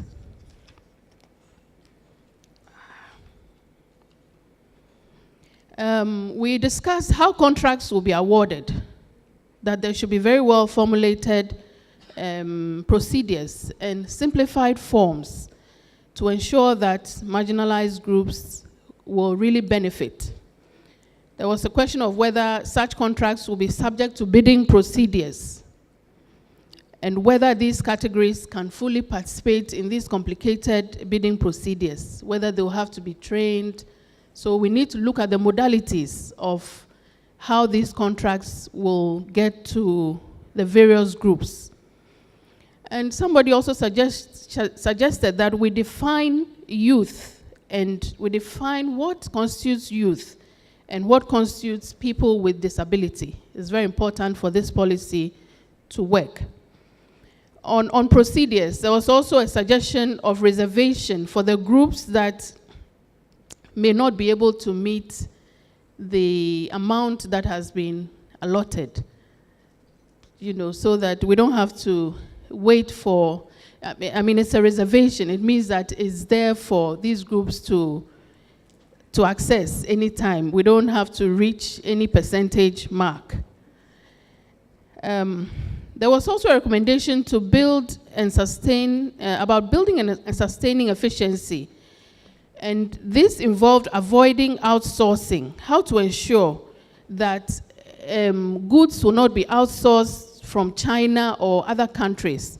And so there was a suggestion that the policy limit the allocations to locally produced goods and services. We also looked at the mechanisms which must be in place to track progress and growth of these groups. There was a suggestion that national ID cards will become very important in identifying the various groups. And the all-important matter of access to funding was also considered. Everybody felt that for this policy to be successful, there had to be funding, and also government had to pay for services once rendered. Yes, so last but not least, there was a suggestion that the policy writers synchronize this policy with the affirmative action bill to ensure that any discrepancies are ironed out. For example, on the matter of percentages, there might be different percentages under the affirmative action bill. This ends Group 1's suggestions. Thank you. Thank you very much, Madam. I think if I'd given you like 2 hours, we would have finished with your presentation. You've done well. But what we also want to entreat you to do is that please help us put up a report on each group so that it will be easier for us to use your document and work with it. Thank you very much. Now I call upon the leader for Group 2 to come and do a presentation.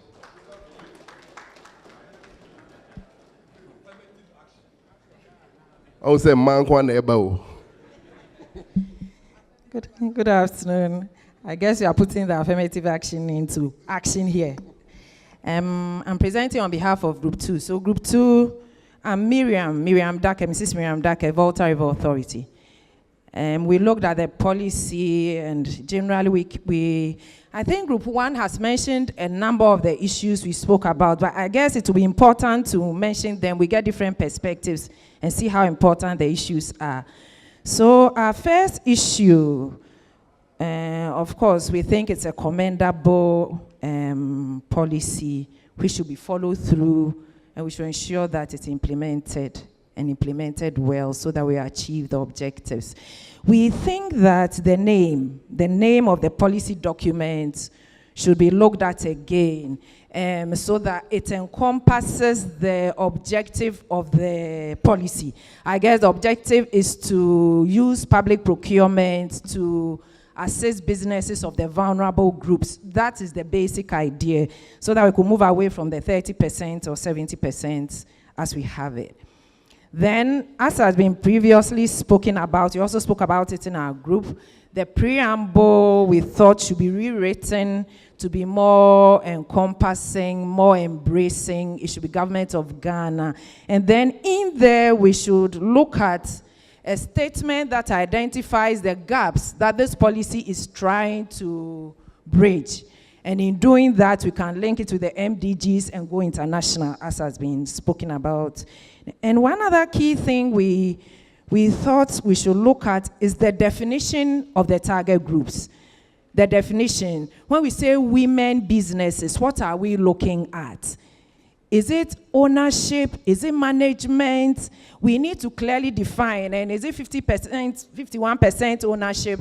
You know, at the point it was like there's a definition somewhere out there. But we think that it's important to have it in this policy document so that it will be all encompassing, so that we cut out this business of fronting, which is very, very common to us.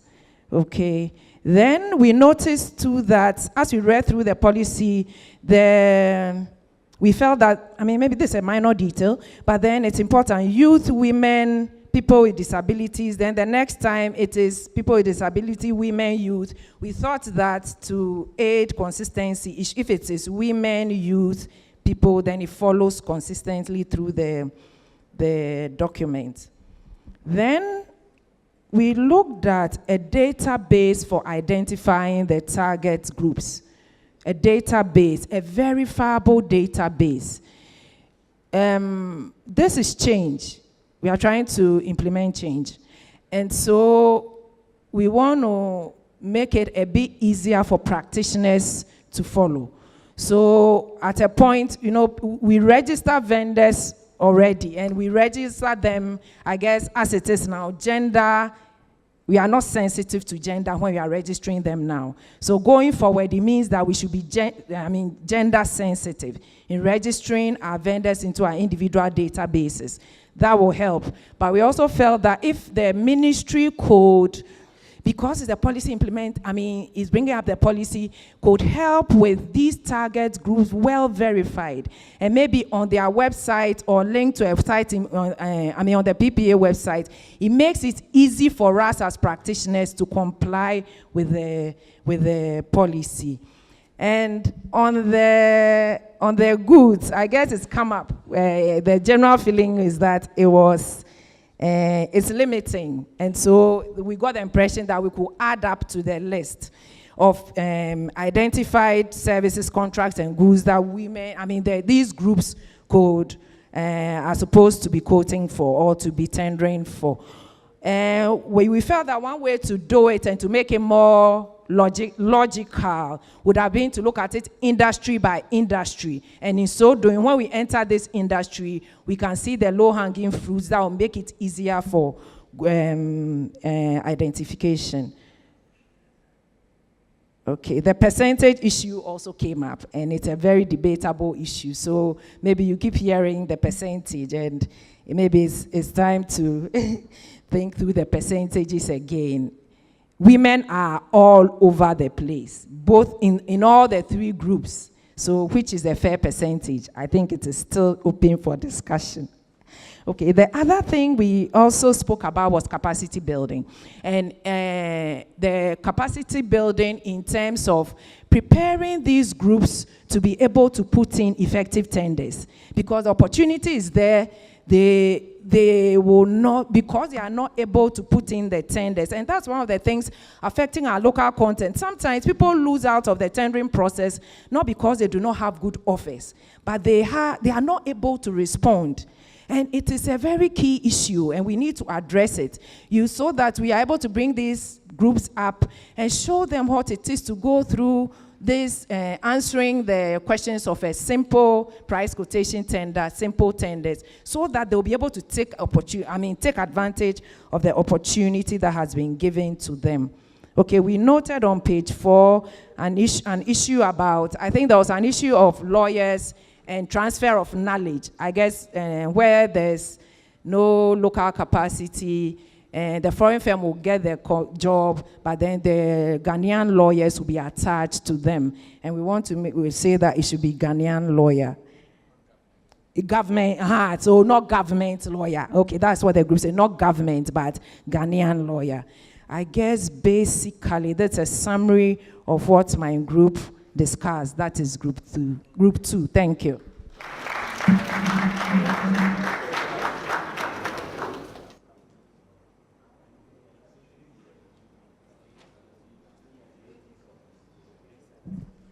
Thank you very much, Madam.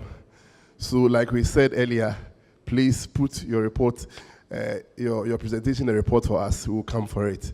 Final group, group 3. Can you come and do your presentation? This one day, 5 minutes, and then we will get the chairman to do his closing remarks. Thank you very much.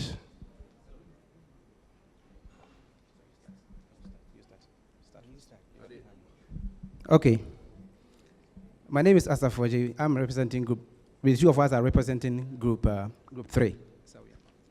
Yeah, my name is Alex Tete, and we want to beat the gender issue by adding a person with disability to it. So if you give space to the gender, give space to persons with disabilities as well.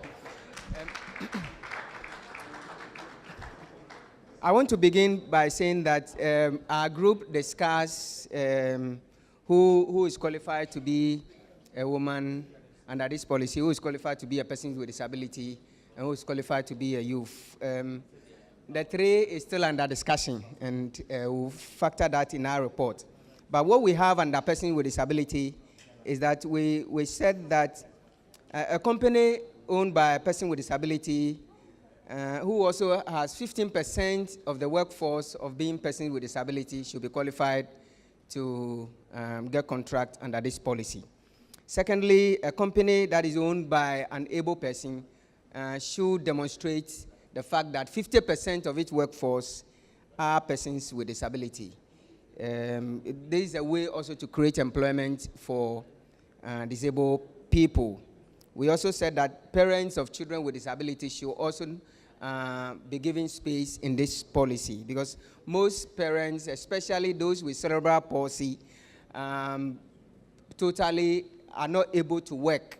So they should be given opportunity in this regard. We are saying that if they are able to form a cooperative, they should also be given some space in this policy. Thank you. My brother will continue. Okay. Okay, to continue from where he left, we think that in general the policy is very good, and we commend the people who came out with the initiative. But we also suggest that the title should be amended, possibly, because we think that the 30% of 70% local content policy for what? And we don't know whether the 30%, is it for men, or who is the 30%, the remaining 30%, who is it for? So if we can be able to redefine or recraft the title, we suggested that maybe we put it local content policy for women, youth, and people with disability, so that they cater for that group segment of people that we want to target. We also think that if we can define what constitutes a women group or a women company, or what constitutes a disabled company or a youth, so that we have a clear definition. In the document, we don't have it, so we find it difficult to determine who qualifies to be in that company and also bid for a contract. The next one that we also identified was that of the classification of the item, that the goods, the works, and the services. We think that people with disability can even do more. With the implementation of the free SHS, we have so many contracts that are being awarded to suppliers and contractors and consultants. For instance, we can pick the school uniform. Can we reserve that one solely for people with disability or the youth? Or even the sandals, can we reserve that one for them? Because that one, we have billions or over $1 billion or so to be spent on the free SHS. And that one could be reserved for these people. That's one of our suggestions under the classification. And 2, we also think that we didn't give a parameter, the threshold, for the services and the goods and the ways that have been classified. If we can get a threshold, that within this threshold, this contract should be reserved for the youth, the women, and then the PWDs. The next one that we suggested was a consistency. We think that there should be consistency. Sometimes you see youth, sometimes you see women. We don't know which is which that we want to portray. And the next one, we go to page number 3, the paragraph 6. Paragraph number 6, at the beginning. We said that any local content plan submitted by a contractor who is non-Ghanaian. And we think that over here, we are saying that the contract should be reserved for Ghanaians. So at this point, we don't think that it may be necessary to talk about non-Ghanaian because it should be reserved for Ghanaians. If it's already been reserved for Ghanaians, the non-Ghanaians do not even have the chance of even coming to compete for any contract that has already been reserved for Ghanaians. So we think that one should also be relooked at if maybe we have to recraft it or how we want to portray that information. And then there was a suggestion that the youth, even within the definition as well, the youth, you can find women, you can find the disabled. So assuming that they all bid for a contract, how are you going to award the contract to both the youth? Are you going to award it to the youth or to the disabled or to the woman? Because the woman can also be a youth, the woman can also be a disabled, and the woman can also be a woman, as we said, in that 3 category of groups. So we should also be clear with the kind of definition that we are trying to portray for everybody to understand, so that there wouldn't be any loopholes for people to manipulate. And there was a suggestion that access to publications of tender opportunities are limited to these kind of people. So we should ensure that whoever is going to do the implementation should ensure that our people get access to procurement opportunities, because most of them cannot buy Daily Graphic or even Ghanaian Times to go to see tender opportunities. So we should all come up with a strategy as to how best we can get down to these people who can get access to procurement opportunities. And then there was a suggestion that in all that we are doing, we think that it should be in sync with the Public Procurement Act, at 683 as amended. So for that matter, we have to also look at the qualification criteria. For instance, under Section 22, we talk about so many other things that you have to meet to be able to qualify to even bid in the first place. So if I don't qualify, if I'm a PWD or if I'm a youth, and I don't have several years of experience, how do I participate in the procurement opportunity? So we think that we should all revise and then ensure that it links up with the Public Procurement Act so that we can have a very good result out of this policy. And we think that monitoring and evaluation is also very important. So we need to get key performance indicators that we shall use to track the performance of the policy. I think that's all for now. Thank you very much for the various reports. All too soon, we are gradually bringing the program to a close. But just before we do that, we cannot close without asking for the closing remarks from our chairman. So at this juncture, with a very big round of applause, let's ask our chairman to give us the closing remarks. Let's give ourselves a resounding round of applause. We've done a very good job for ourselves. We must understand one thing. A policy must always start from somewhere. What is important is that this will end up in the form of a law to be passed by Parliament. After that, there's nothing like MPP or NDC. So people should not be worried about the origin. Every policy starts from somewhere. Like the National Health Insurance started with Kufuor's manifesto in 2000. There will by all means be a source, but it is finally culminated into a law passed by our Parliament. Then it becomes a Ghanaian law. So let us remove all the source problems and make sure that what we stand for, the objective of this law is what is important. The objective is very clear, and every developed country has done it. The financial muscle of the state must be used to assist the development of the people in the state. In this case, we have identified certain disadvantaged groups, namely women, youth, and people with disability. And we want to use our budget process through procurement to assist them financially to become identifiable player within the economy. It is something which is long overdue, and we should go all out to do it. The MC made it very simple for all of us. The reports I heard, it's clear that we've all done what we are supposed to do. To cross the T's and dot the I's, let's get 3 short reports from each one of you, not exceeding 5 pages. You're not going to write any long essay. Not exceeding 5 pages. Then a small secretariat will be put up at my niece's office. We are in the same block. So I will walk there to make sure that that is done. And they will put this together, getting it ready for further discussions and to be looked at by all the experts that are available in this country. So that when we go to Parliament to get a law out of this, it becomes easy for everybody. Please note, our challenges will be 2. We must make sure that we put up a law that is implementable. You don't put in something so complicated that implementing it becomes a nightmare. No. It must be straight to the point, and it must be implementable. To implement it, we need somebody to do the monitoring. We should follow this up from A to Z. So, Minister Adjoa, make sure that you have the monitoring mechanism.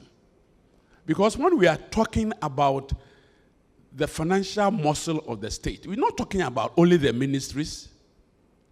We are talking about all institutions in which the government has financial interest. So it's a huge environment we are looking at. And if we are able to implement this for all the institutions in which the government has financial interest, and we are going to give 30% of the 70 reserved for these 3 groups, I'm telling you, there will be a leap for these 3 groups. And they need it. The youth is the main source of unemployment in this country. The women we know are disadvantaged. The handicapped people we also know are disadvantaged. Let us together support these 3 groups to succeed, because their success is the success of Ghana. And if we go along those lines, I can assure you that Adjoa will come out in 6 months' time smiling, because we have made a major correction into the economy by using the financial muscle of the state to support 3 disadvantaged groups within the country. We are willing to do it, and we should all put our wheels to the job, and let's get the desired results. Thank you very much. Thank you very much, Senior Minister. I think that is where we need to draw the curtains down the line. On behalf of the Office of the Minister of State in charge of public procurement, we want to convey our sincere gratitude to the Senior Minister, even though the notice was given to him very shortly to chair this program for her. He willingly and gladly accepted, and the result is for all of us to see. We are so grateful to you, Senior Minister, for chairing this meeting for us. Again, I also want to convey our sincere gratitude to members on the high table, Dr. Agreda Akon, Professor Douglas Boateng, Mr. ABAJ, and Nana Aku Addo, also helping us to come and make this meeting possible. I also want to thank all of you stakeholders who invited and you came. We are very grateful for you. May God bless you all. And lastly, the media for also coming to cover this event for us. We are very grateful to you. Tomorrow morning, when you hear the cock crow, it is the Office of the Minister of State in charge of public procurement that is saying thank you. Thank you very much.